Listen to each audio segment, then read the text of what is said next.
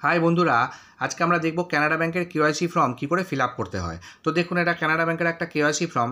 সবার প্রথমে আপনাদের কী টাইপের অ্যাকাউন্ট, সেভিংস না কারেন্ট, তার উপর টিক করবেন, করে নিচের বক্সের মধ্যে অ্যাকাউন্ট নাম্বারটা লিখে দেবেন।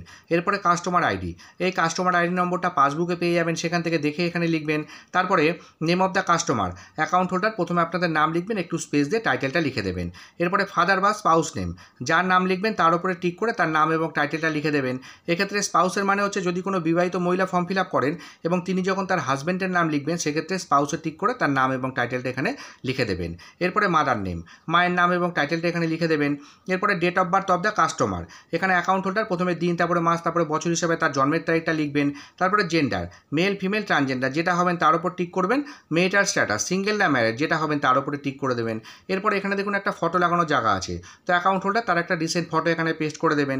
এরপরে কন্ট্যাক্ট নাম্বার, ল্যান্ডলাইন যদি ল্যান্ড নাম্বার থাকে সেটা এখানে দিতে পারেন। এরপরে মোবাইল নাম্বার, অবশ্যই একটা ভ্যালিড মোবাইল নাম্বার এখানে লিখে দেবেন। তারপরে রেসিডেন্সিয়াল স্ট্যাটাস, রেসিডেন্ট এর ওপর টিক করবেন। এরপরে বলেছে occupation type, service, private sector, public sector, government sector, যদি চাকরি করেন তাহলে কোন সেক্টরে করেন তার উপর টিক করবেন। আর যদি চাকরি না করে আপনারা ব্যবসা করেন বা হাউস ওয়াইফ হন বা স্টুডেন্ট হন বা এক্স সার্ভিসম্যান হন, তাহলে সেটা এখানে আপনারা লিখে দেবেন। এরপরে দুটো অ্যাড্রেস লেখার জায়গা আছে, করসপন্ডেন্স অ্যাড্রেস আর পার্মানেন্ট অ্যাড্রেস। যদি আপনাদের একটাই অ্যাড্রেস হয় তাহলে দু জায়গায় একই অ্যাড্রেস লিখবেন, আর যদি দুটো আলাদা আলাদা অ্যাড্রেস হয় তাহলে বর্তমানে যেখানে থাকেন সেই অ্যাড্রেসটা ওপরে লিখবেন এবং পার্মানেন্ট অ্যাড্রেসটা আপনারা নিচের লাইনে লিখে দেবেন। এরপরে অ্যানুয়াল ইনকাম, আপনাদের বাৎসরিক আয় কত। আমি এখানে আপনাদের দেখানোর জন্য 1,80,000 টাকা লিখেছি, আপনাদের যেটা হবে সেটা আপনারা এখানে লিখে দেবেন। তারপরে বলেছে প্রুফড অফ আইডেন্টিটি, আইডেন্টি প্রুফের জন্য আপনারা কী ডকুমেন্ট দেবেন। এখানে অনেক ধরনের ডকুমেন্ট আছে, পাসপোর্ট আছে, ভোটার আইডি আছে, প্যান আছে, ড্রাইভিং লাইসেন্স আছে, আধার আছে।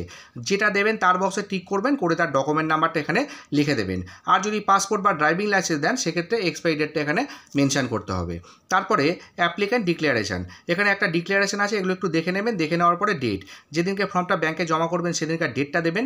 এরপরে প্লেস, আপনারা যেখানে থাকেন বা ব্রাঞ্চের নামটা এখানে লিখে দেবেন। এরপরে সিগনেচার, এখানে অ্যাকাউন্ট হোল্ডার একটা সাইন করে দেবেন। তো ফর্মটা ফিল আপ হয়ে গেলে আপনারা এইটুকু ফিল আপ করবেন, এইভাবে ফিল আপ করবেন। আর এর সাথে যে যে ডকুমেন্টগুলো দেবেন সেগুলো জেরক্স করে তার মধ্যে সেলফ অ্যাটাস্টেড মানে নিজে সাইন করে এই ফর্মের সাথে অ্যাটাচ করে জমা করে দিলে আশা করি আপনাদের কেওয়াইসি ফর্ম জমা হয়ে যাবে। তো ভিডিওটি যদি ভালো লেগে থাকে তাহলে অবশ্যই একটা লাইক করবেন, শেয়ার করবেন এবং আমার চ্যানেলের সাথে থাকবেন। ধন্যবাদ।